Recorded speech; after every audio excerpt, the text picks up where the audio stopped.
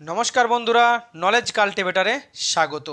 আমি সুদীপ ঘোষ শুরু করছি আজকে ক্লাস, যেখানে পড়ার সাথে হাসি ফ্রি।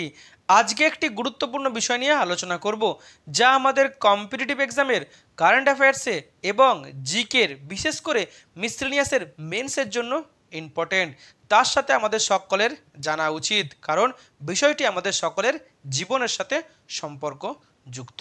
আমরা দেখছি এই মুহূর্তে ভারতবর্ষের একটা হট টপিক হলো যে ভারত সরকার কাস্ট বেস সেন্সাস অর্থাৎ জাতিগত জনগণনার অনুমোদন করেছে। সেই নিয়েই কিন্তু তর্ক বিতর্ক চলছে, আর সেই নিয়েই আজকের আমাদের ভিডিওর topic, best census in India.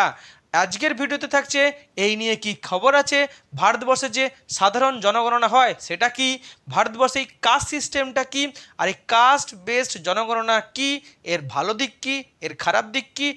Video শুরু করার আগে এটি একটি শিক্ষামূলক ভিডিও। এই ভিডিওর কোনো অংশে হিংসা ও রাজনৈতিক এবং সাম্প্রদায়িক বিদ্বেষ অন্তর্ভুক্ত নেই। তবু ভিডিওর কোনো অংশ বিতর্কিত মনে হলে সেটি অনিচ্ছাকৃত এবং তার জন্য ক্ষমা প্রার্থী।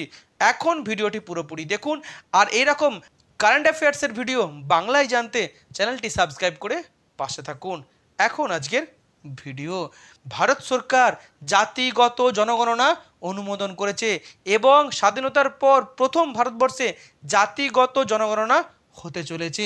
মেনলি অনেকে বলছে এটা নাকি লোকসভার বিরোধী দলনেতা রাহুল গান্ধীর জন্য বিরাট বড় একটা জয়, কারণ তিনি নাকি বারবার সরকারের বিরুদ্ধে চাপ সৃষ্টি করেছিলেন জাতিগত জনগণনা করার জন্য।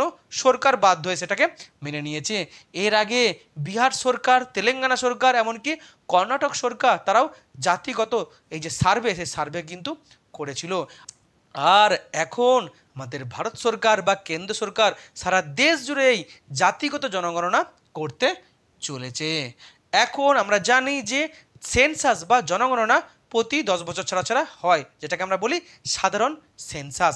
সেটা একটু সম্পর্কে দেখে নিই। মেনলি ভারত সরকার তারা প্রতি 10 বছর ছাড়া ছাড়া সারা ভারতের যে সমস্ত মানুষ বসবাস করে তাদের একটা ওভারঅল ডেটা প্রকাশ করার জন্য তারা কিন্তু এই সেন্সাস করে। বাড়িতে বাড়িতে গিয়ে সার্ভে করা হয়, তারপরে কিন্তু এই রিপোর্ট প্রকাশ করা হয়। সেখানে কিন্তু একটা ওভারঅল ডেটা থাকে।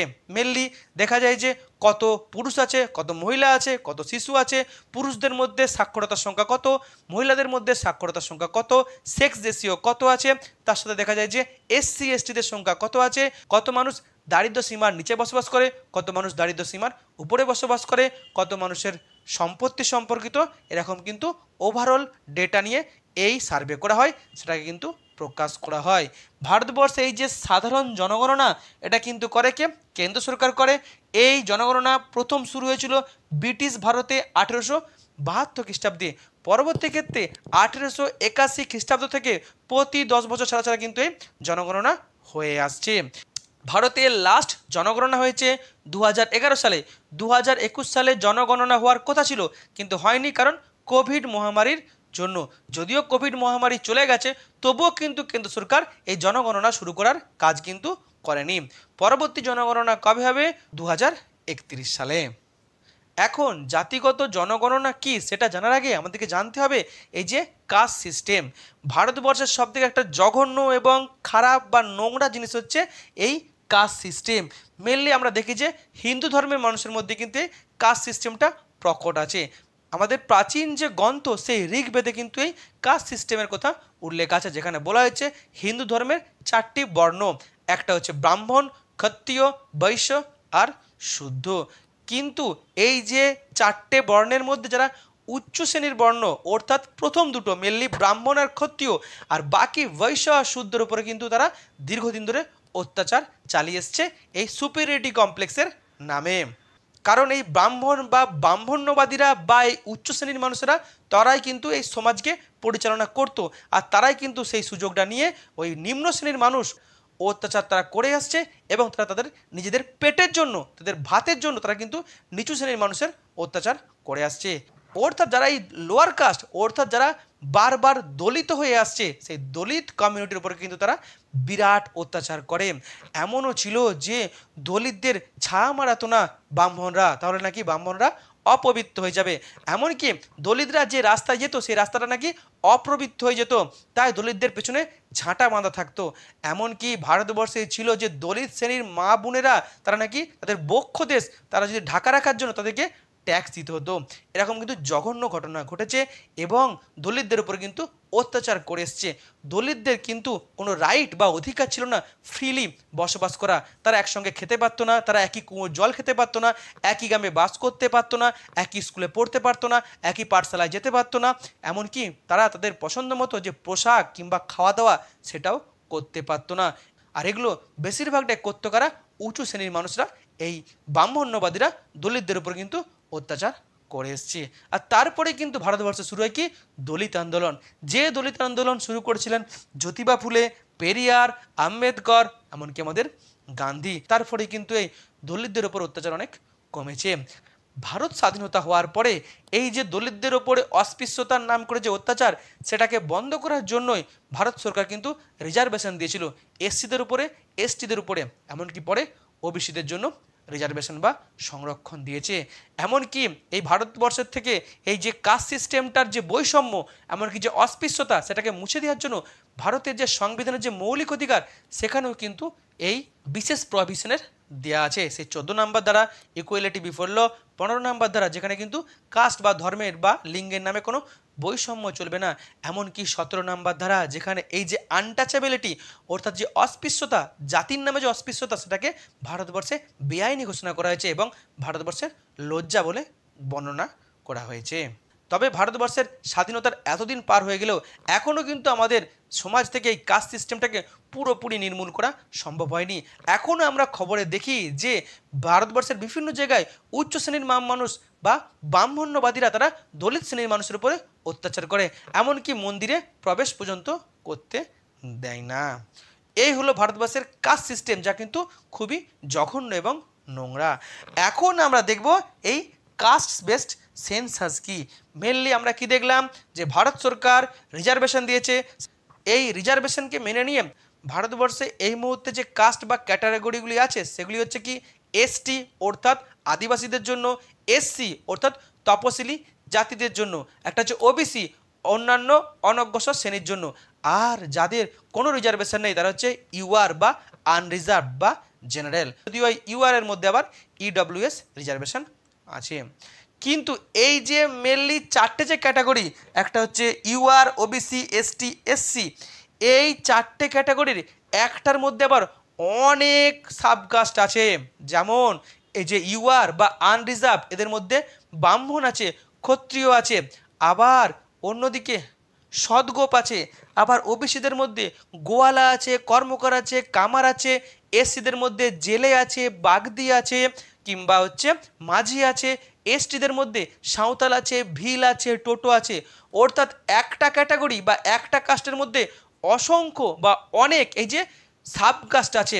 এখন যেটা যে জেনারেল সেন্সাসে কি বলেছি, ওভারঅল ডেটা নেওয়া হয়, বরং কি এসসি এসটিদের একটা ওভারঅল ডেটা নেওয়া হয়। কিন্তু এই যে জাতিগত জনগণনা করা হবে, এখানে কিন্তু প্রত্যেকটা কাস্টের ধরে ধরে তাদের যে বিভিন্ন সাবকাস্ট আছে তাদেরও কিন্তু পার্টিকুলারলি প্রত্যেকটা সাবকাস্ট ধরে ধরে কিন্তু ডেটা সংগ্রহ করা হবে। অর্থাৎ যদি আমরা এই যে ওবিসিদের ধরি, ওবিসি কমিউনিটির মধ্যে আছে গোয়ালা আছে, কর্মকার আছে, কুমোর আছে। গোয়ালা কমিউনিটিকে কিন্তু ধরে ধরে দেখা হবে যে গোয়ালাদের কত শিক্ষিত, কত পুরুষ আছে, কত মহিলা আছে, কতজন ধনী, কতজন দরিদ্র সীমার নিচে বসবাস করে, কতজন দরিদ্র সীমার উপরে বসবাস করে। আবার কর্মকারকে ধরে হবে, কর্মকারে কত মানুষ আছে, কত মহিলা আছে, কত পুরুষ আছে, কত শিক্ষিতর হার কেমন আছে, সেক্স রেশিও কেমন আছে। অর্থাৎ পার্টিকুলারলি সাবকাস্ট ধরে ধরে এই যে জনগণনা করা হবে, সেটাই হচ্ছে জাতিগত জনগণনা। জাতিগত জনগণনা ব্রিটিশ ভারতে 1931 সালে কিন্তু একবার হয়েছিল, কিন্তু স্বাধীন ভারতে একবার হয়নি। 2011 সালের সরকার তারা ব্যক্তিগত উদ্যোগে এই জাতিগত জনগণনা করেছিল, কিন্তু সেই ডেটা কিন্তু বাইরে প্রকাশ করেনি।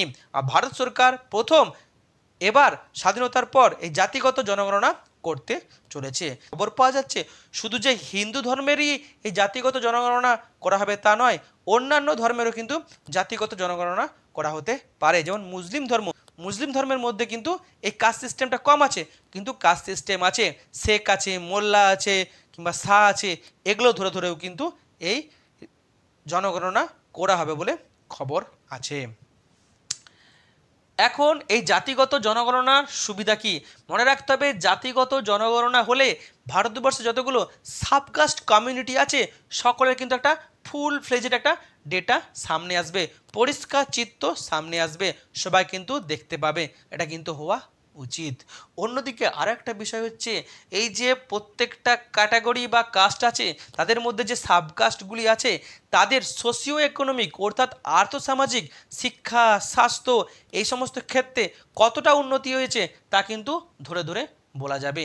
যে ওবিসিদের মধ্যে গোয়ালা কতটা এগিয়েছে, কর্মকার কতটা এগিয়েছে, কুমোর কতটা এগিয়েছে, সবে কিন্তু এখানে বলা যাবে। অন্যদিকে একটা কাস্টের মধ্যে যে কমিউনিটিটা এখনও পিছিয়ে আছে সেই সাবকাস্টের উন্নতির জন্য সরকার স্পেশাল কিছু নজর দিতেই পারে। ধরলাম যে এসসিদের মধ্যে দেখলাম যে জেলে সম্প্রদায় এখনও পিছিয়ে আছে রিজার্ভেশন থাকা সত্ত্বেও, তাহলে কিন্তু তাকে এক্সট্রা সুবিধা দেওয়া হতে পারে। অন্যদিকে আমরা জানি যে পিছিয়ে পড়া এই যে দলিত শ্রেণী বা অনগ্রসর শ্রেণীর উন্নতির জন্য এসসি, এসটি, ওবিসি রিজার্ভেশন দেওয়া হয়েছে, কিন্তু এই দীর্ঘদিন রিজার্ভেশন থাকা সত্ত্বেও দেখা গেছে যে এই যে এসসি বা এসটিদের মধ্যে কিছু কিছু মানুষ আছে তারা কিন্তু প্রজন্মের পর প্রজন্ম রিজার্ভেশন নিয়ে আসছে। দাদু রিজার্ভেশন নিয়ে চাকরি পেয়েছে, বাবা রিজার্ভেশন নিয়ে চাকরি পেয়েছে, তার ছেলেরা রিজার্ভেশন নিয়ে চাকরি পেয়েছে। তারা আর গ্রামে বাস করে না, তারা শহরে বাস করে, এমনকি তাদের নিজের কমিউনিটির সাথে তারা আর যোগাযোগই রাখে না, কমিউনিটির উন্নতির জন্য তারা কিছুই করে না। অন্যদিকে অর্থাৎ একটা পার্টিকুলার সেকশন কিন্তু এই রিজার্ভেশন পেয়ে উন্নতি লাভ করছে, অন্যদিকে ওই কাস্টেরই অন্য সেকশন কিন্তু রিজার্ভেশন পাচ্ছে না বা এখনও রিজার্ভেশন পেয়ে উন্নতি পায়নি, অর্থাৎ এখনও বঞ্চনার শিকার হয়ে আছে। অর্থাৎ যারা এখনও পিছিয়ে আছে রিজার্ভেশন থাকা সত্ত্বেও তাদেরকে আগিয়ে আনতে হবে, সে রিপোর্ট সামনে আসবে এবং সরকার তার জন্য কিন্তু এই ডিভিশন করতে পারে কিংবা স্পেশাল কোনো রিজার্ভেশন নিয়ে আসতে পারে। আমরা দেখেছি যে ওবিসিতে কিন্তু এনসিএল আছে, নন ক্রিমিলেয়ার সিস্টেম আছে, এমনকি সুপ্রিম কোর্ট বলেছে এসটি এসসির যে রিজার্ভেশন আছে সেই রিজার্ভেশন থাকা সত্ত্বেও যারা পিছিয়ে আছে তাদেরকে সামনে আনার জন্য কিন্তু এনসিএল রাখতে হবে, সরকার কিন্তু এনসিএল রাখতে চলেছে। অর্থাৎ রিজার্ভেশন নিয়ে উন্নতি হওয়া উচিত, রিজার্ভেশন থাকা সত্ত্বেও যারা পিছিয়ে আছে তাদেরকে সরকার সামনে বা তুলে আনতে বা তাদের উন্নতির জন্য স্পেশাল কিছু ব্যবস্থা নিতে পারে। অন্যদিকে আমরা জানি যে ভারতবর্ষের এই দলিত কমিউনিটিকে নিয়ে অনেক পলিটিক্যাল পার্টি কিন্তু তারা রাজনীতি করেছে, এমনকি কিছু পার্টি তো সবসময় বলে আমরা দলিতদের জন্য কাজ করি, কিন্তু আদতে দলিতদের কতটা উন্নতি হয়েছে, দলিতদের প্রত্যেকটা সাবকাস্টের কতটা উন্নতি হয়েছে তার রিপোর্ট কিন্তু এই জাতিগত জনগণনায় বেরিয়ে আসবে। এখন যদি দেখা যায় যে সব কমিউনিটি উন্নতি পেয়েছে তাহলে সুবিধা আছে, কিন্তু যদি যারা উন্নতি পায়নি এখনও পিছিয়ে আছে তারা কিন্তু এদের বিরুদ্ধে প্রতিবাদ করবে, যারা এই দলিতদের নামে তারা রাজনীতি করে এসছে। অন্যদিকে দলিতদের কিন্তু খুব ভালো হবে, কারণ দলিতরা এখনও কিন্তু বঞ্চনার শিকার, এখনও তারা অত্যাচারের শিকার, এখনও তারা অবমাননার শিকার। এখন যদি দেখা যায় যে কোনো নির্দিষ্ট কমিউনিটি এখনও পিছিয়ে আছে তাহলে কিন্তু দলিতরা আন্দোলন করবে এবং সরকার তাদের উপরে কিন্তু নজর দিতে বাধ্য হবে। অন্যদিকে আবার দেখা যেতে পারে সরকারের পক্ষে ভালো হতেও পারে, সরকার যে সামনে রিপোর্টটা নিয়ে আসবে সেখানে যদি দেখা যায় যে সরকার নির্দিষ্ট নির্দিষ্ট কিছু কমিউনিটির জন্য সত্যিই উন্নতি করেছে, সেই কমিউনিটি উন্নতি পেয়েছে, তাহলে কিন্তু তাদের ভোট কিন্তু বা সাপোর্ট কিন্তু সরকার পাবে। অন্যদিকে যে কমিউনিটি বা সাবকাস্টগুলো এখনও পিছিয়ে আছে তাদের জন্য কিন্তু সরকার এক্সট্রা রিজার্ভেশন দিতে পারে। এখন সরকারি চাকরির ক্ষেত্রে তো রিজার্ভেশন বেশি বাড়াতে পারবে না, কারণ কি রিজার্ভেশন 50% উপরে যেতে পারবে না, তাহলে হয়তো দেখা যেতে পারে যে বেসরকারি চাকরির ক্ষেত্রেও কিন্তু রিজার্ভেশন আসতে পারে। এখন এই যে জাতিগত জনগণনা তার ডিসঅ্যাডভান্টেজ কি আছে? মেনলি যদি দেখা যায় যে একটাই যে ক্যাটাগরি বা কাস্ট তার যে বিভিন্ন সাবকাস্ট, সেই সাবকাস্টের মধ্যে বিভিন্ন পার্থক্য তৈরি হয়েছে, তাহলে কিন্তু দেখা যেতে পারে যে ওই সাবকাস্টের মধ্যেও কিন্তু একটা ডিসক্রিমিনেশন বা ডিভিশন বা একটা টর্চার বা একটা ঘৃণা কিন্তু ছড়াতে পারে রাজ্য জুড়ে বা দেশ জুড়ে। অন্যদিকে এই যে প্রত্যেকটা কাস্টের সাবকাস্ট ধরে ধরে এই যে সার্ভে করা হবে এটা কিন্তু খুবই কঠিন, কারণ ভারতবর্ষের একটা কাস্টেরই কিন্তু বিভিন্ন সাবকাস্ট আছে, বিভিন্ন নামে সাবকাস্ট আছে ভারতবর্ষের বিভিন্ন জায়গায়। যেমন যদি আমরা ধরে নিই ওবিসি, ওবিসি সাবকাস্ট কি গোয়ালা আছে, কর্মকার আছে, আবার কুমোর আছে। আমি গোয়ালা ধরে নিচ্ছি, গোয়ালাদেরই বিভিন্ন পদবি আছে, ঘোষ, কিংবা হচ্ছে মণ্ডল কিংবা মাল কিংবা কোলে কিংবা লাইকেল এবং অন্যরা এবং কি ভারতবর্ষের বিভিন্ন অন্য রাজ্য এবং ভারতবর্ষের অন্য রাজ্যে যাদব, এরকম বিভিন্ন পদবিতে গোয়ালা কমিউনিটি বিভিন্ন জায়গায় কিন্তু ছড়িয়ে আছে। অর্থাৎ প্রত্যেকটা কাস্টের যে অসংখ্য অজস্র এই যে সাবকাস্ট আছে সারা ভারত জুড়ে কিন্তু বিভিন্ন জায়গায় ছড়িয়ে আছে। ভারতবর্ষে এত মানুষ, এত বড় দেশ, সেখানে প্রত্যেকটা সাবকাস্ট ধরে ধরে এর ডেটা সঠিকভাবে সংগ্রহ করা কিন্তু খুবই কঠিন। আর যদি দেখা যায় যেখানে সমস্যা তৈরি হয় বা ডেটা কালেকশানে যদি কনফিউশন দেখা যায় তাহলে কিন্তু ডেটাতেও কিন্তু কনফিউশন দেখা দিবে, অর্থাৎ সঠিকভাবে এই কাজটা করাটাও কিন্তু খুবই সমস্যাজনক। অন্যদিকে এই সেন্সাসের রিপোর্ট সামনে আসার পরে যদি দেখা যায় যে ডেভেলপড অ্যান্ড আনডেভেলপ যে যে জাতিগুলি উন্নতি হয়েছে আর যে জাতিগুলির এখনও উন্নতি হয়নি তাদের মধ্যে কিন্তু রায়ট, দাঙ্গা বা উত্তেজনা তৈরি হতে পারে, এটাও কিন্তু একটা মাথায় রাখতে হবে। অন্যদিকে দেখা যাবে যে সরকার পিছিয়ে পড়া বা যারা এখনও ডিপ্রাইভড কমিউনিটি আছে বা কাস্ট আছে তাদের জন্য হয়তো সরকার এক্সট্রা রিজার্ভেশন দেবে। এখন রিজার্ভেশন তো 50%-এর উপরে যেতে পারে না, তাহলে কিন্তু যেগুলো অলরেডি যেগুলো রিজার্ভেশন আছে যেমন এসসিদের রিজার্ভেশন, সেই এসসিদের রিজার্ভেশন হয়তো কেটে ডিপ্রাইভকে কিছু দিতে পারে। তাহলে কিন্তু ওই একটা ক্যাটাগরির অন্য যারা কাস্ট আছে তাদের পক্ষে কিন্তু খারাপ হতে পারে। এখন সরকার প্রথমে কেন মানতে চাইছিল না এই কাস্ট বেস সেন্সাস করার জন্য, আর কেনই হঠাৎ করে মেনে নিল? দেখেছি সেই সমস্ত রাজ্য সরকারগুলো এই সার্ভে করিয়েছিল যাদের কিন্তু যে বিজেপি বিরোধী সরকার ছিল। মনে রাখতে হবে বিহার যখন এই প্রথম কাস্ট বেস সেন্সাস করেছিল তখন কিন্তু বিহারে বিজেপির জোট ছিল না, পরবর্তী ক্ষেত্রে পাল্টে যায়। অন্যদিকে তেলেঙ্গানা আবার কর্ণাটক, অর্থাৎ বিরোধীরা বারবার বলছে যে কাস্ট বেসড সেন্সাস হোক, তাহলে কী হবে? তাহলে রিপোর্ট সামনে আসবে এবং বিরোধীদের হাতে কিন্তু একটা বিরাট বড় অস্ত্র চলে আসবে যে বিভিন্ন কমিউনিটি পেছিয়ে আছে তারা কিন্তু সরকার বিরোধী আন্দোলন করবে বা সরকারেরকে ভোট দেবে না। অন্যদিকে সরকার পক্ষ বা কেন্দ্রের শাসক দল বলছিল যে আমরা কাস্ট বেসড সেন্সাস করব না, তার একটা মেন কারণ হচ্ছে বিজেপি বা আরএসএস এরা কিন্তু কাস্ট সিস্টেমটাকে কোথাও না কোথাও গোপনে সাপোর্ট করে এবং তারা কিন্তু রিজার্ভেশন বিরোধী। অন্যদিকে সবথেকে বড় কথা হচ্ছে দীর্ঘ 10 বছরের বেশি কেন্দ্রে বিজেপি সরকার আছে। এখন যদি রিপোর্ট আসে যে নির্দিষ্ট কোনো কমিউনিটি তারা এখনও পিছিয়ে আছে, তারা কিন্তু সরকারের বিরুদ্ধে আন্দোলন করবে কিংবা সরকার কিন্তু সেখানে ভোটটাকে হারাতে পারে, সরকার কিন্তু সমস্যায় পড়বে। কিন্তু সরকার কেন মেনে নিল এই কাস্ট বেসড সেন্সাস? মেনলি সামনে বিহার ভোট আছে, আর আমরা জানি প্রথম বিহারেই কিন্তু এই কাস্ট বেসড সার্ভে হয়েছিল এবং বিহারের মানুষ কিন্তু চাইছিল যে সারা দেশে এই কাস্ট বেসড সেন্সাস সেটা হোক, বিহারে হোক, নিখুঁতভাবে হোক, তবে কিন্তু বিহারের মানুষ জানতে পারবে বা সারা দেশের মানুষ জানতে পারবে কোন কোন কমিউনিটির অবস্থা কেমন। সামনে বিহারের ভোট আছে, তাই সেই দিকে তাকিয়ে সরকার বাধ্য হয়ে মেনে নিয়েছে এই কাস্ট বেসড সেন্সাস করার জন্য। এখন যদি দেখা যায় যে অনেক ভালো রিপোর্ট এলো তাহলে সরকারের পক্ষে খুব ভালো, যদি খারাপ রিপোর্ট আসে পিছিয়ে পড়া মানুষের যে বিভিন্ন কমিউনিটি রিপোর্ট আছে তাহলে কিন্তু সরকারের পক্ষে ক্ষতি হতে পারে বেশ, আর বিরোধীদের হাতে কিন্তু বিরাট বড় অস্ত্র উঠে যেতে পারে। এই হলো আজকের ভিডিও যেখানে আমি জাতিগত জনগণনা বিষয়টিকে সুন্দরভাবে তুলে ধরলাম।